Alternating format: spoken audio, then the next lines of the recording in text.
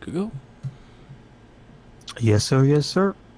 Welcome to another episode of the It Gets Better I Swear podcast. I'm your host, Louis Beans, and I'm here with Mark with the mic. I'm sorry for this Alone in the Dark review. Unfortunately, it's what we have to do. We have the verdict. We are continuing the verdict of all video game live action movies that were had a theatrical release. And this week we have Alone in the Dark. Unfortunately. Well, but on good before news. that.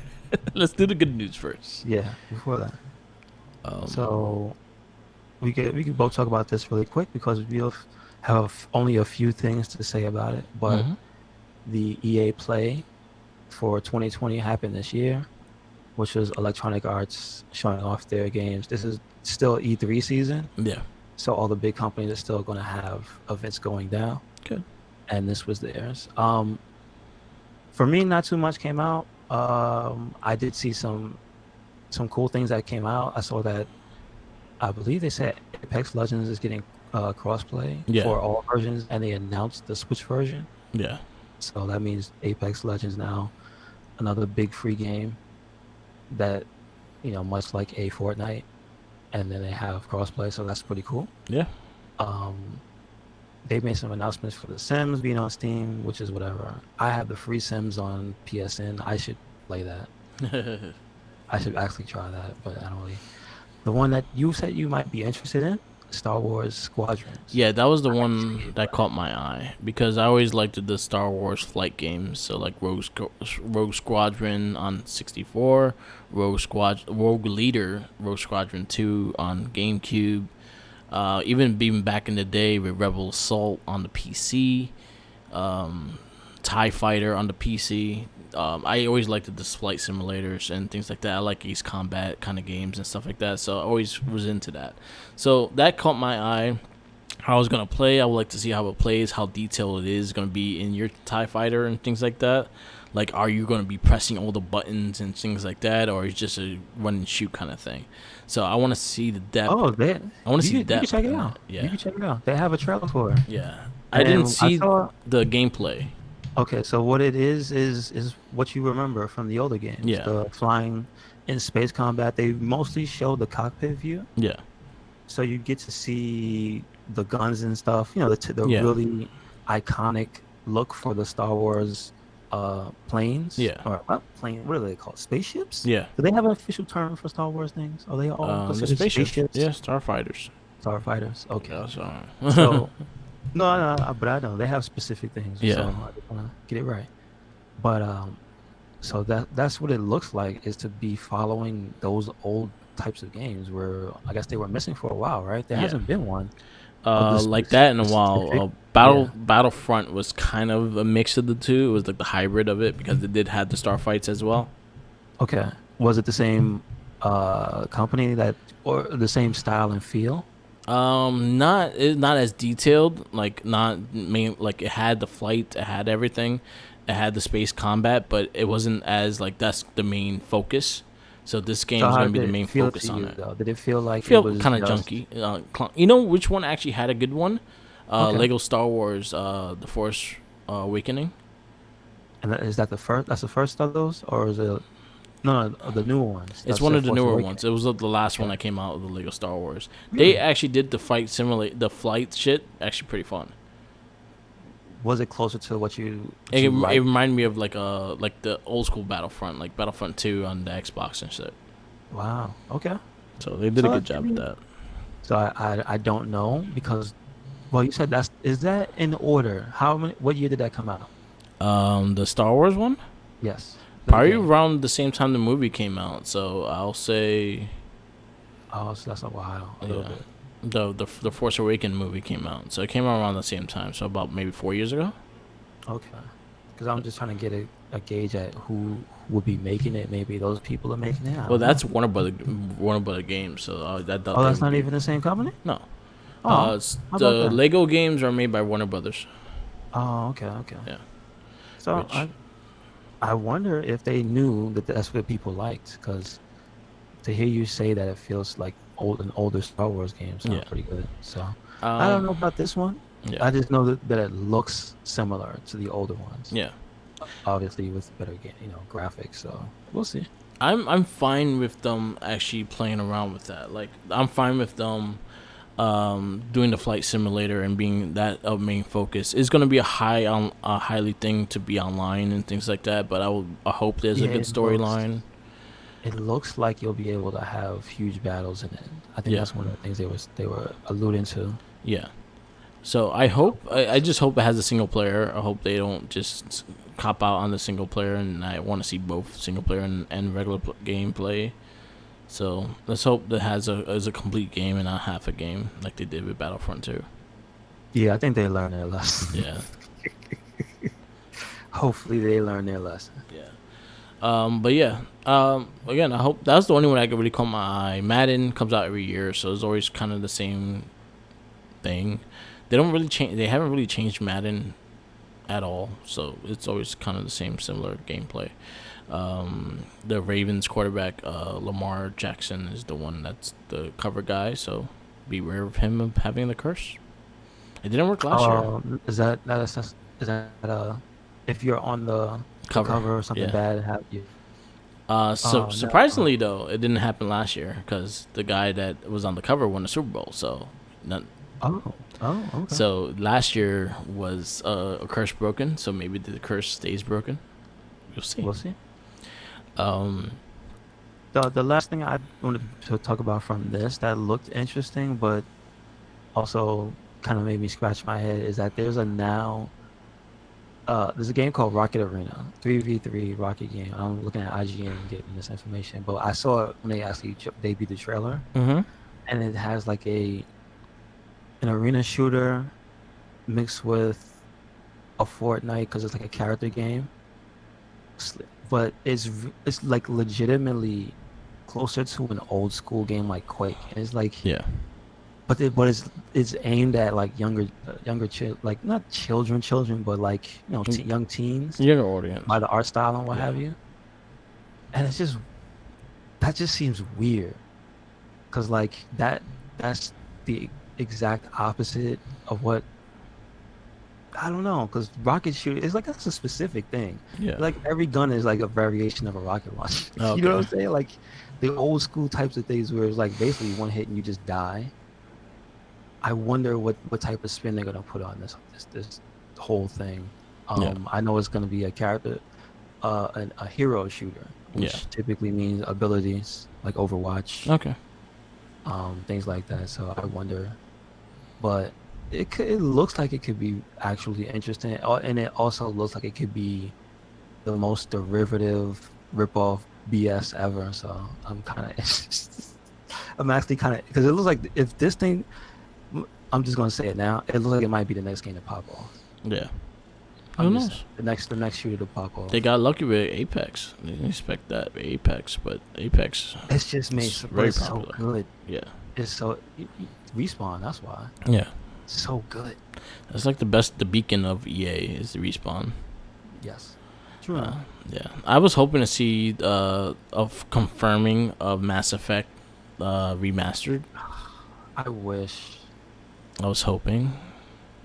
That's kind of the only thing I really wanted. It was a Mass Effect. Yeah, just something, right? Are you telling me this entire generation is gonna go by, and those games never got remastered? That's crazy. I'm surprised that it wasn't mentioned. I'm surprised the a new Dragon Age hasn't been mentioned. I'm surprised that there's a lot of games off of EA that hasn't been put into the light just yet. But it's a weird time as well. So sometimes things are not fully developed yet because of the way they have to work now. Mm-hmm. So who knows? True enough. And Skate 4. Skate 4. We're not Skate people, but I'm glad to see people are gonna get Skate 4. Yeah. I'm 100%. Like I never played. I think I played Skate 2. Okay. I think, but I never really got into it. Like I hadn't got into a skateboarding game since Tony Hawk Underground, the first one. After that, I never played a skateboarding game again. I stopped at 3 on PlayStation 2. Okay. The last one I played. It's pretty good. Underground was cool. That was like more of a storyline. No, 4. 4. 4 was the one with the online lobby in the beginning, right? Yeah. Yes, it was. Okay, I remember that one. Yeah. So It was 4. we'll see. Good luck at EA with their stuff. Mm-hmm. There's still a lot of like things up in the air with the PS5 and their price point and things like that. A lot of analysts are saying $4.99, $5.99, but there's a lot of websites like trying to get you to pre-order for $700. So be careful with those. Yeah, I know.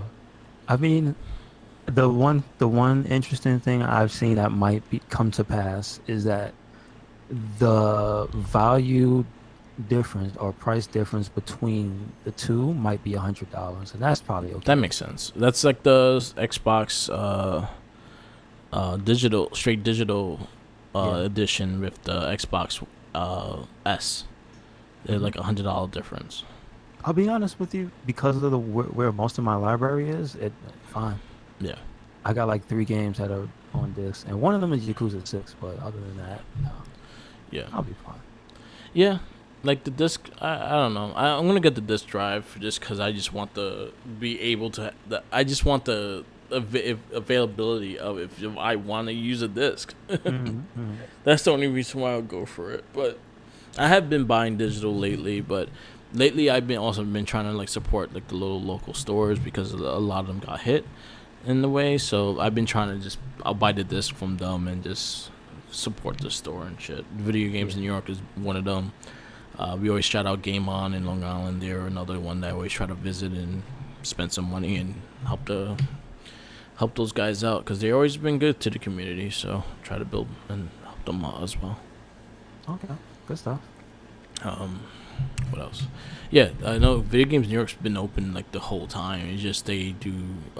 I think there's like 3 per people per store in store, and mask must be provided, and mask must be worn, and then you could do per curbside pickup, Okay, which I probably do Monday. okay, cool, cool. Talking about Last of Us, you had like there's a lot of like mixed things with Last of Us Part 2 right now. Yeah, I was asking you what if you know any of what it's about because you said you're playing it because you're getting ready to play too. Yeah. So I was just wondering, like, is it something that everybody knows about? But I think it's more. It might actually be spoiler stuff or Yeah. story stuff. So I'm like, I don't know if I want to know. What I've been reading, and this is from quite a few people. One of them is from Kind of Funny Games. I was listening to the non spoiler review of the game on their podcast on the Hmm. PS I Love You podcast. Definitely check it out. It's really great. It's Greg Miller and Blessing or IOA Jr. They do straight PlayStation show, and it's a fun show.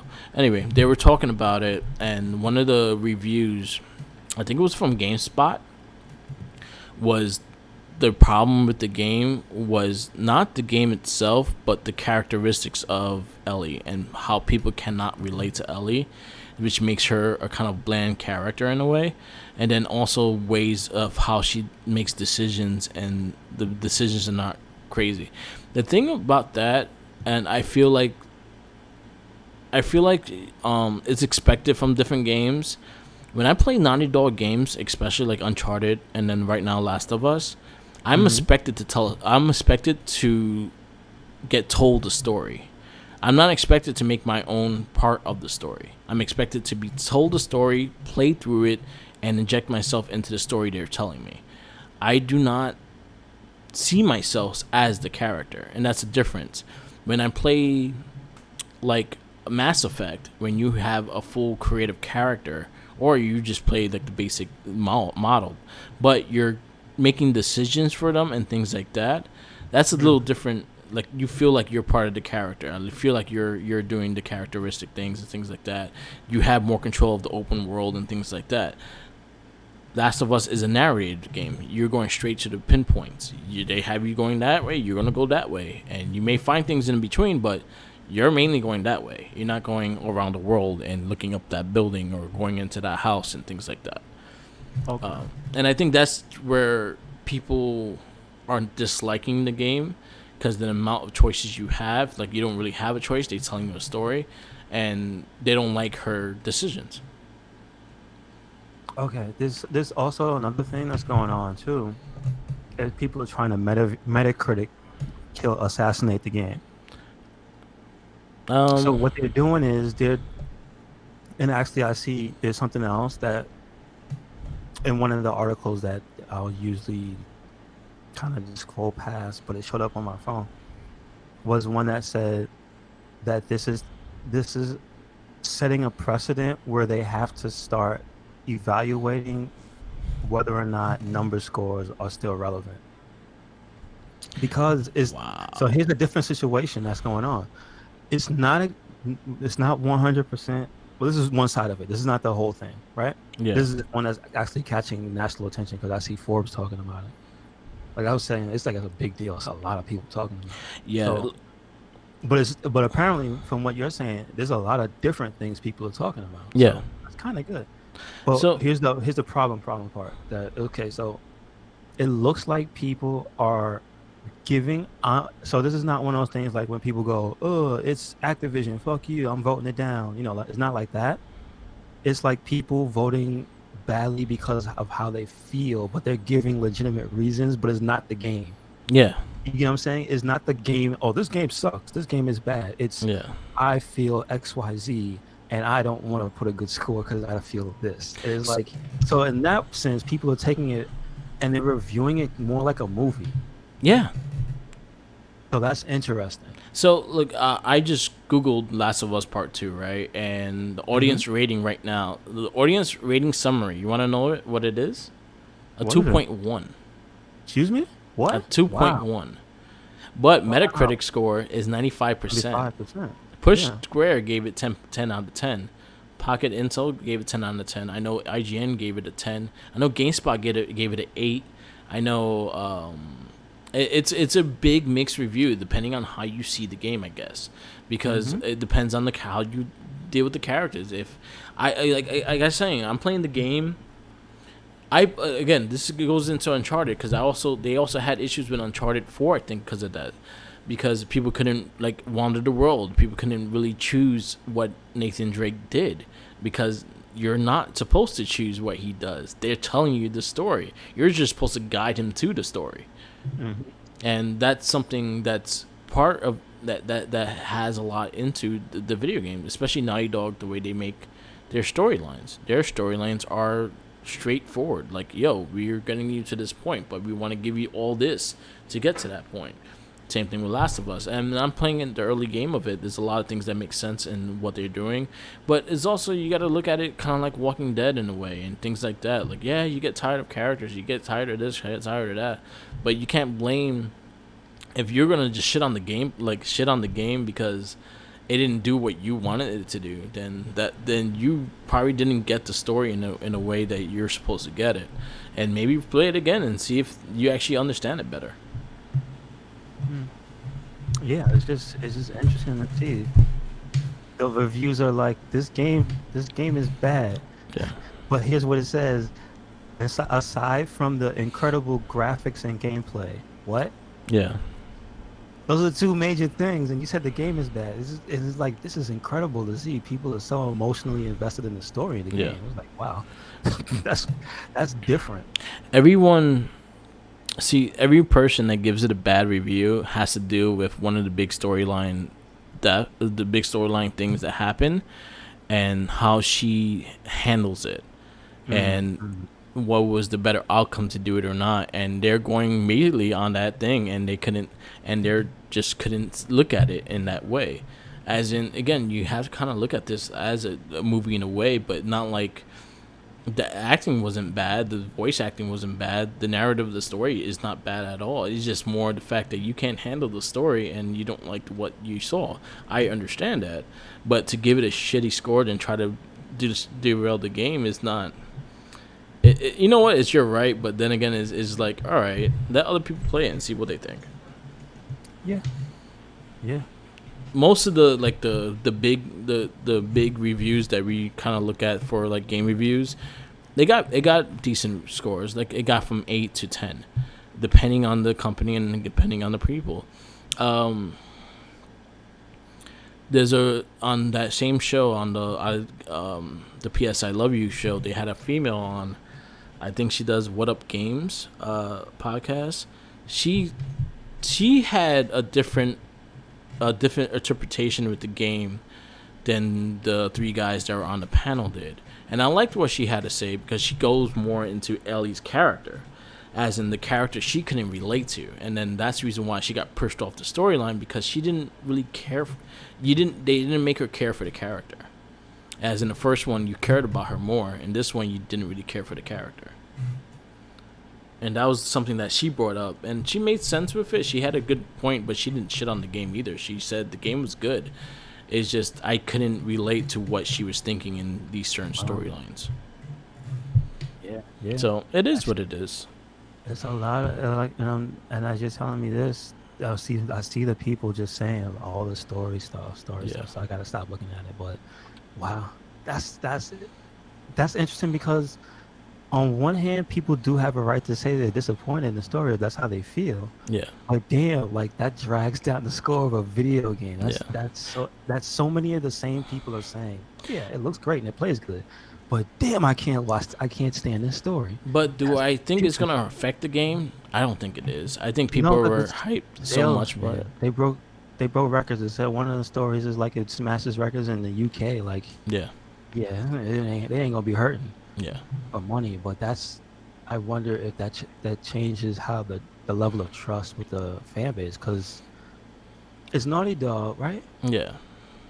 And it's not just that they make the best looking, or they have the best or stable engines or whatnot. They're top tier AAA. Yeah. But it's also that they earn a reputation for the story. So I wonder now what that's going to do to the reputation. So what I'll do, hopefully by this week, I will be playing part 2, and I will go in.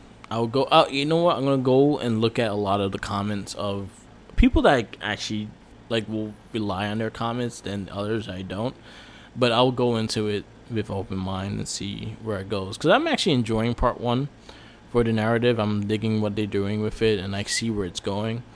But when I go part 2, I'll definitely play it and see how I feel about it, and probably have our own review and what I think they see in it. Because what I've seen so far, I understand where the story's going. Like it's a kind of a zombie movie, but it's more also a human, how humans are fucked up to each other as well.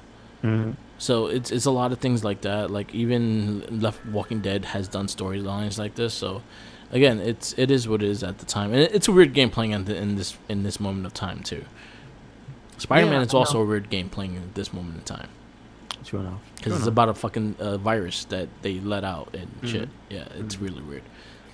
But yeah. Hey man, they were trying to warn people. I'm just saying. Yeah. And it's sad that Norman Osborn looks kind of like the president, so it's fucking it's retarded. I mean, listen. Yeah. Kind of writes itself nowadays, doesn't it? Yeah. Yeah. It's really close to home kind of shit. And you're like, wow, this is insane. You always think when people go, oh man, they just saying stuff trying to get a rise out of somebody. Oh, they're just making that up. How little do we know how close to the truth they are? Huh? Yeah, like the Simpsons predicting shit. It's not the fact that they predict shit. They just very smart with what they write and know about what's going on in the world. Yeah, this is true. And the same thing with this. Who knew? Spider-Man warned us. We didn't pay attention. Kojima warned us in '97. That's all I gotta say. Right. That's all I gotta say.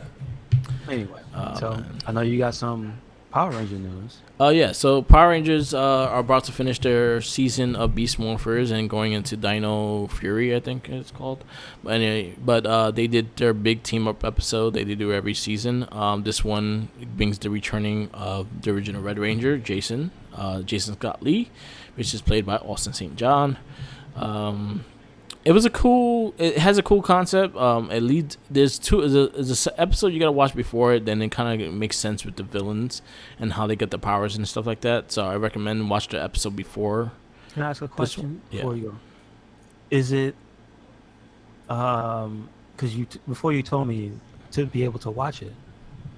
Is it something that's like you have to buy, Oh, or is I it found it on a on specific Facebook. network? I found it on Facebook. So I think you're gonna have to wait till the series finish, and it'll be on Netflix like right after. Okay, got you. So Netflix usually gets the whole series of Power Rangers. They do have the first half of the first season. They have the first season already, and I think they have the first part of the second season. So usually they go 22 episodes each. So this one's in the midst of the middle of the season so far. So it's almost done, but it's not quite done yet. They just do that big annual team up in the middle of the season and shit. Okay, cool.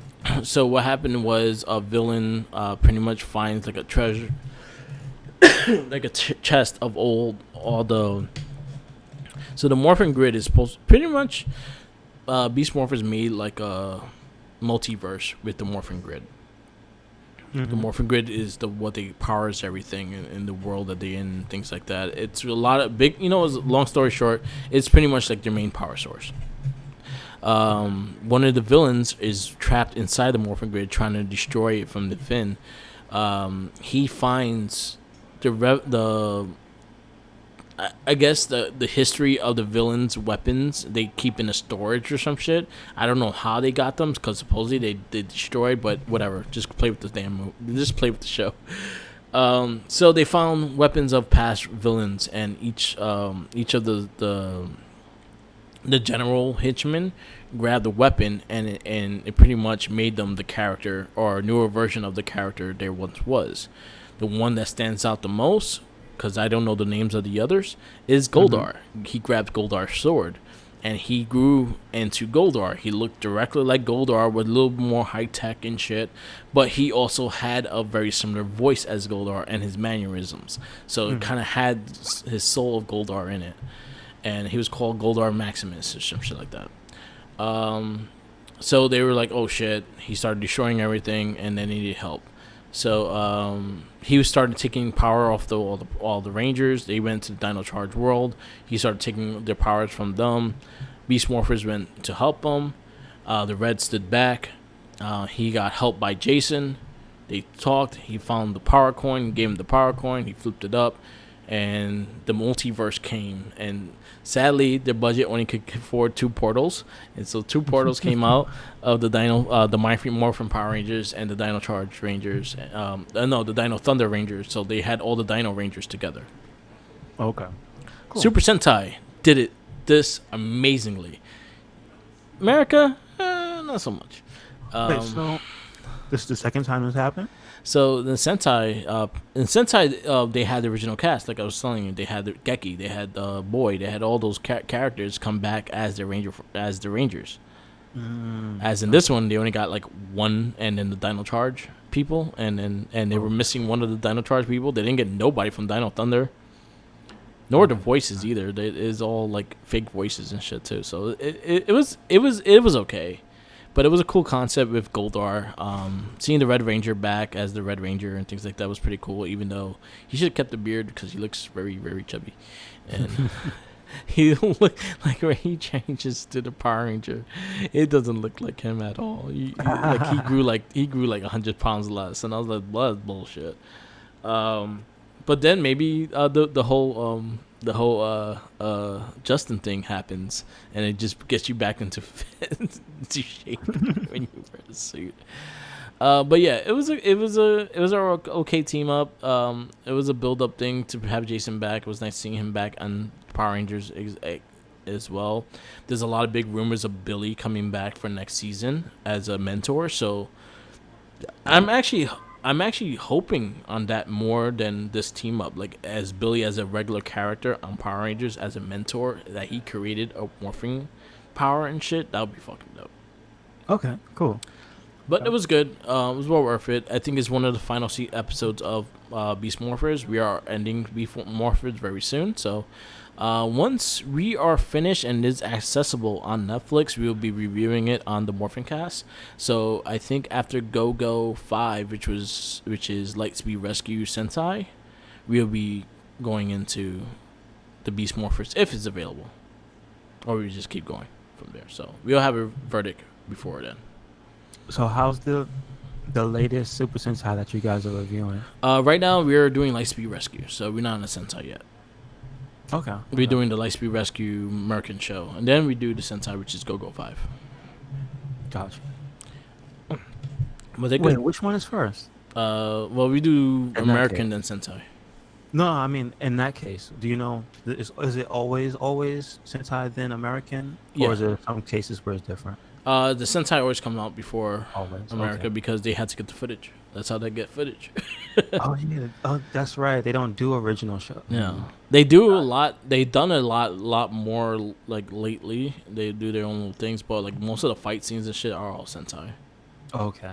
All right. Yeah, Okay. and yeah. So now the verdict. Womp womp. So we're unfortunately for this week we're gonna do the verdict for Alone in the Dark from 2005, specifically January 28th, 2005 in the USA.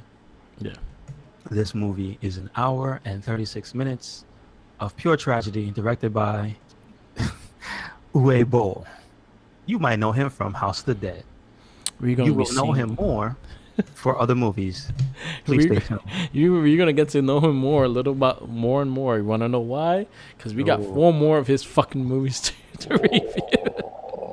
not good, not good. Yeah,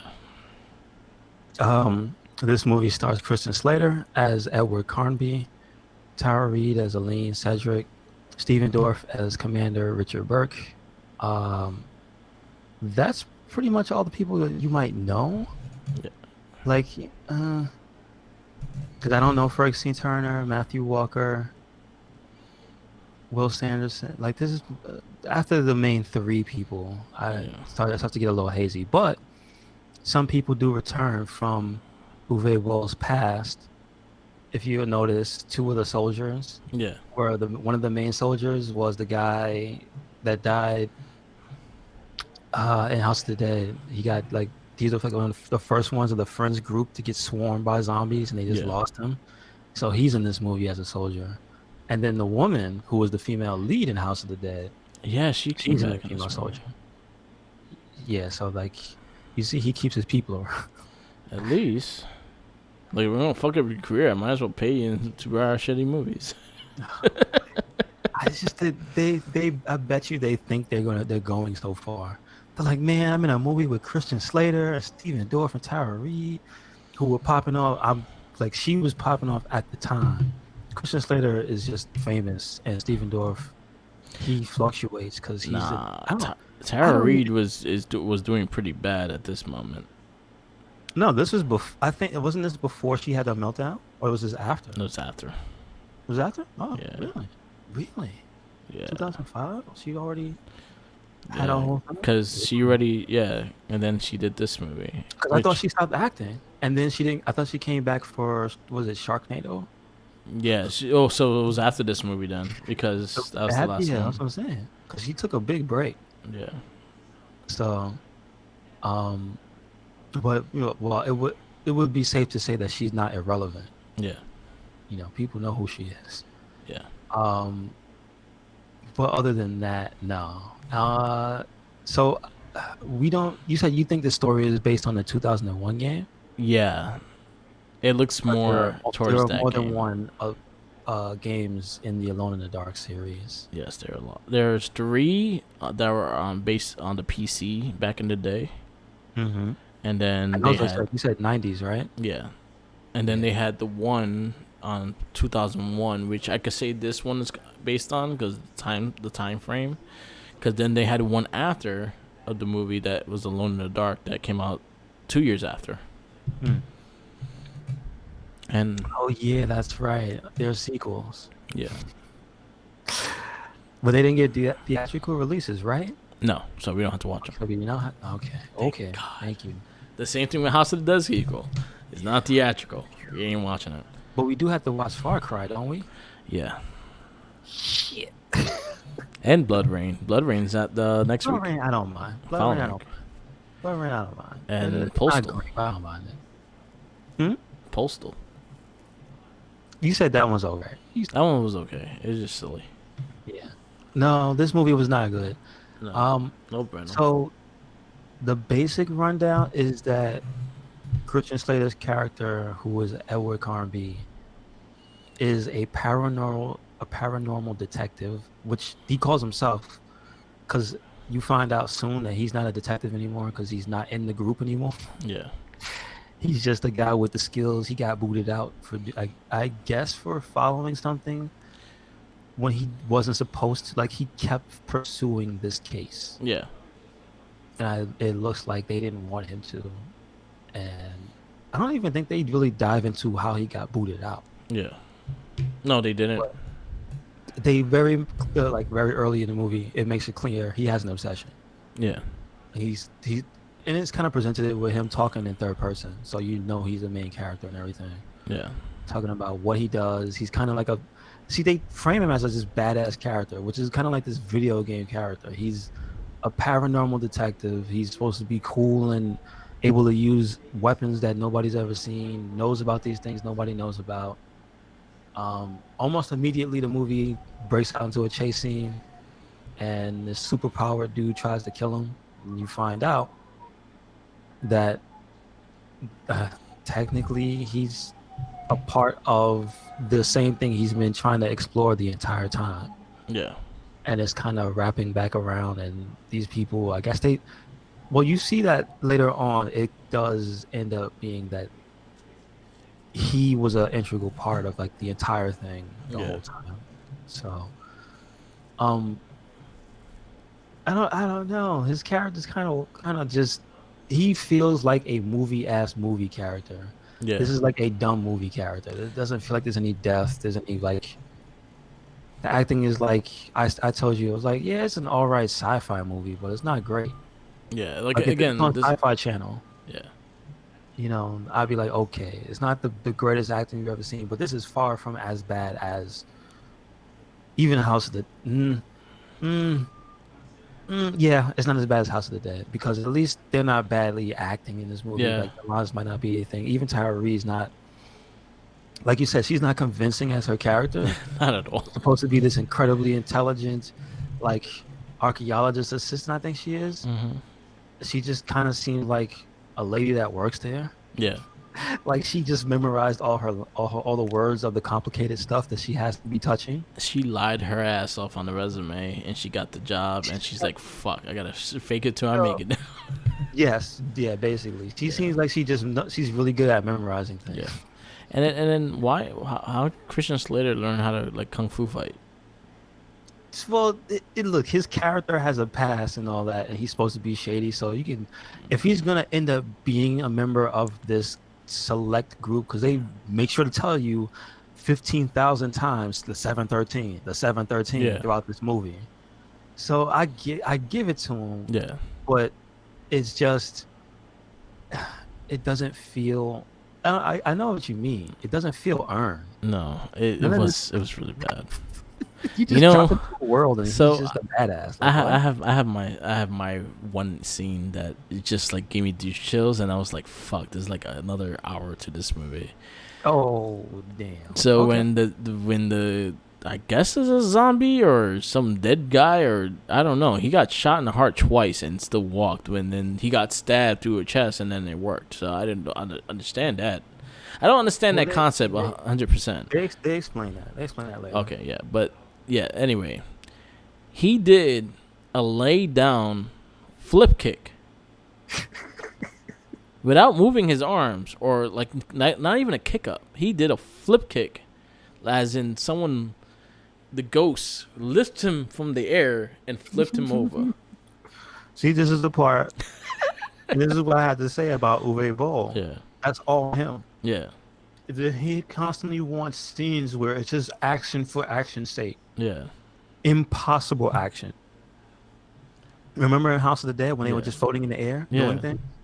He just keeps doing that. Yeah, constantly. There's some like weird, like there's no uncalled for shit in this movie. Mm-hmm. And then yeah, they're going into their thing and whatnot. Yeah, that was like very douche-chilling. And then the action scene, like CGI and action scenes are just CGI is not there. And this is heavily reliant on CGI because the main monster is CGI. which are we'll Not talk great. about the Zeopho. What are they called? Call them Xenos. Yeah, That's the nickname. yeah, I'm just like, oh, it's so it's so cheap. yeah, This movie is so lazy. It doesn't like you said, you didn't even feel like his character should have been as badass as it was. It just didn't even sell you on it. yeah, And then they had the nerve to call something a Xeno. That's a slap in the face to Alien. How yeah. dare you? They It's should just suit him. but I'm just like, there's so much to this movie where it's just, oh my goodness, it's him. It's Uwe Boll. You just I can feel it. I can sense it. It's Yeah, like after I watched House in the Dead, I know how he makes movies, and yeah. I keep seeing it. I keep seeing it pop up. My favorite part of this movie that just made me go fuck this was maybe like 45 minutes in. And I was following along. This part of the story where I'm like actually engaged with like trying to follow it. Like besides that stupid flash kick that was just out of nowhere, it looked like something out of Hercules and Xena. Like it was like old school. Like, see what I'm saying about the Matrix warning things? Yeah, They just tried to put Matrix shit in here for no reason. But there's a scene where they're fighting they're not aliens either. yeah. They're I don't They're know. an underground, not race, species of like monster. I don't know, cave Monster dwelling. roaches.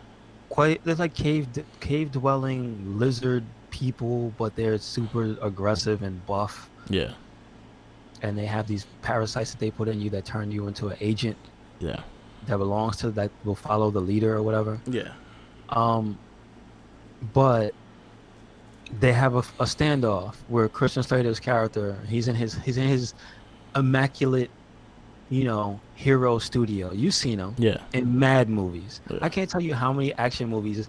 Yo, where are these apartments at? yeah. Where these dudes live in? They obviously make no money because they're always bummy. Like it's true. It's like, yo, that's a staple. I hate that. It's Yeah. like Daredevil reminds me of that.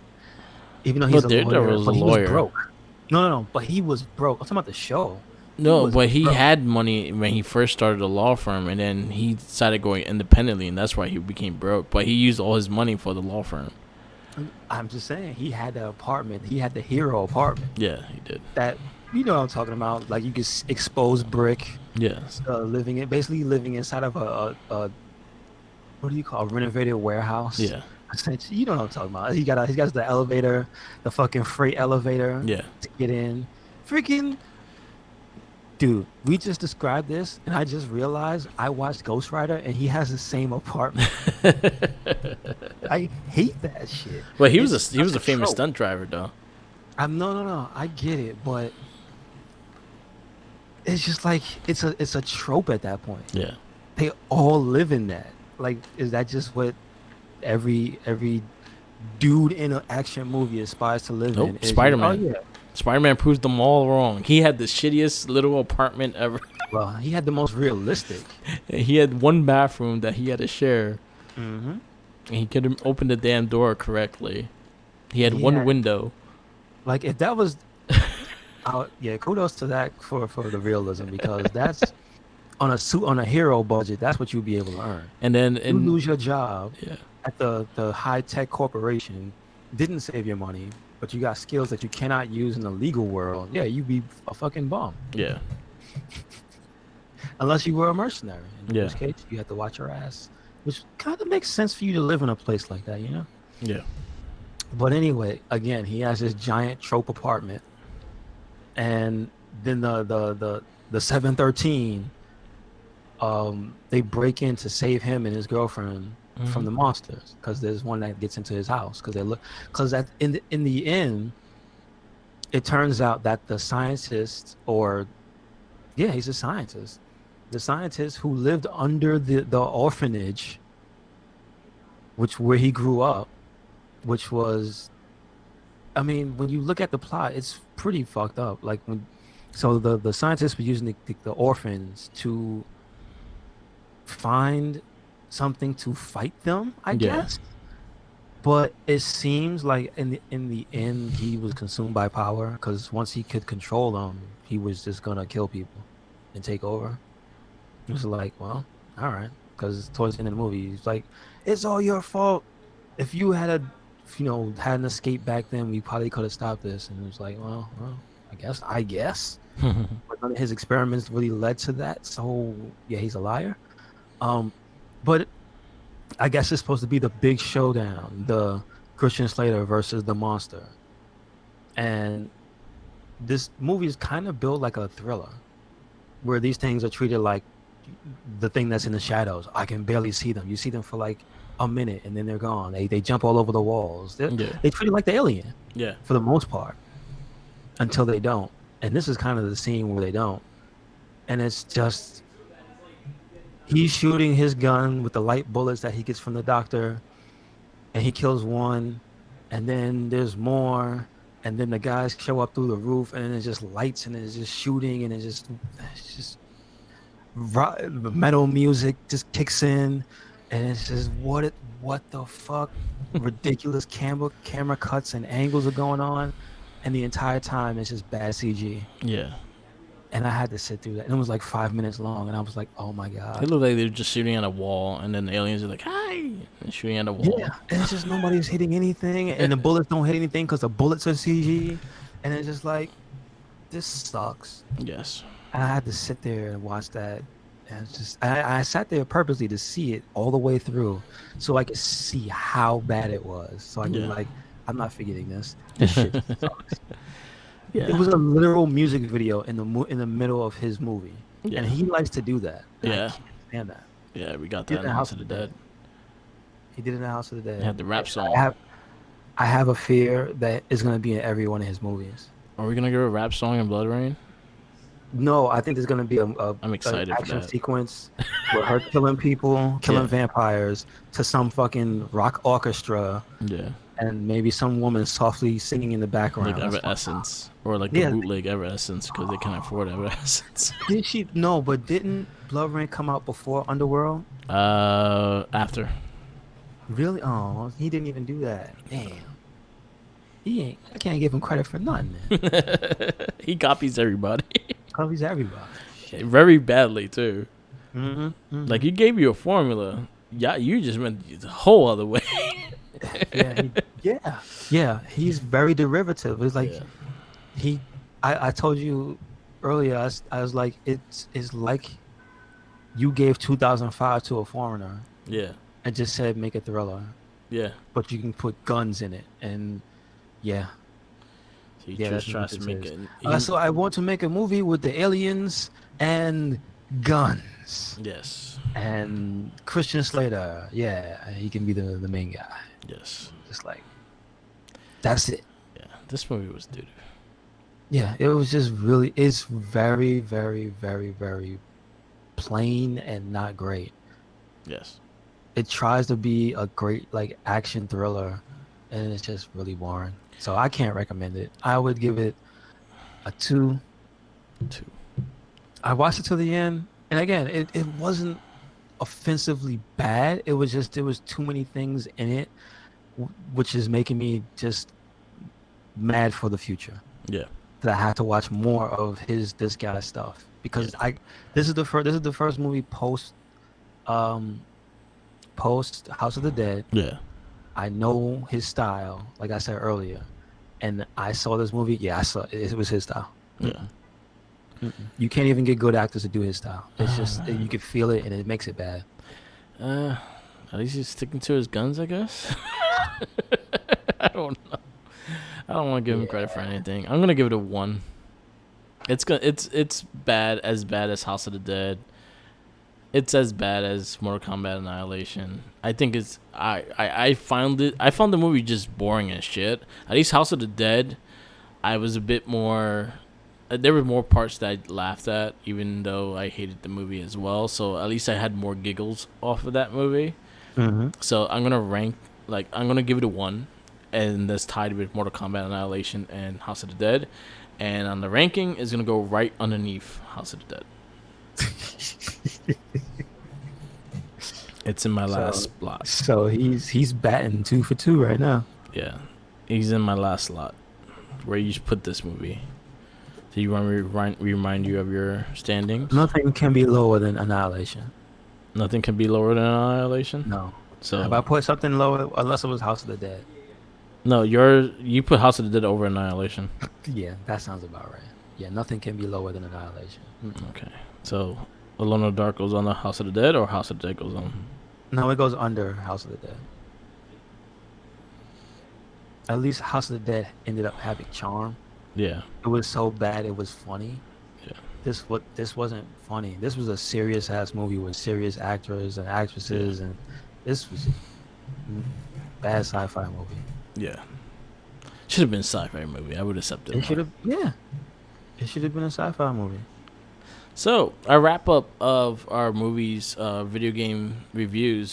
So far, our rankings is Mortal Kombat number 1, Super Mario number 2, Double Dragon number 3, number 4 is Street Fighter, number 5 is Tomb Raider, number 6 is Resident Evil 2, number 7 is Resident Evil, number 8 is Tomb Raider 2, number 9 is Ring Commander, and this is where the list changes. For mine is MK 2 at 10, House of the Dead 11, Alone in the Dark 12. Yours is House of the Dead 10, Alone in the Dark 11, and MK2 at number 12. Yes, sir. Everything else is straight through. Anyway, next week we got the first Dwayne The Rock Johnson movie in our countdown, which he's not even the star of the movie. That's fucking bullshit. I know. Doom. Nope. The movie Doom. That'll be this next week's verdict. Our video game theatrical movies. And I guess that's it. Yes, sir. We can wrap it up. Thank you for listening to another episode of the It Gets Better, I Swear podcast. Make sure you follow us anywhere and everywhere. Red Cyclone 8. That's Twitter, Tumblr, Instagram, SoundCloud, where you can hear this and the Wrestling Babble podcast. And check out the Facebook group, also Red Cyclone 8, and the WordPress. Also, make sure to check out the Onimusha 3 playthrough going on. I'm watching it. Yes, sir. And stay tuned. There will be more. There will be some new content pretty soon. So yes. check it out. Follow me on all social medias. I'm on Tumblr, Twitter, Instagram, YouTube, SoundCloud, Twitch TV, all Mark the Mic. Follow our Facebook pages, the Red Cyclone Inc. and the Wrestling Babble pages. With the Game of Rage podcast, definitely listen to those of the past. I got challenged with Paperboy. Tommy got challenged with Spider-Man versus the X-Men. I'm gonna try to Twitch my Paperboy run, probably sometime this week. So definitely check it out, and I'll have it probably co-op side by side with the podcast when we actually record.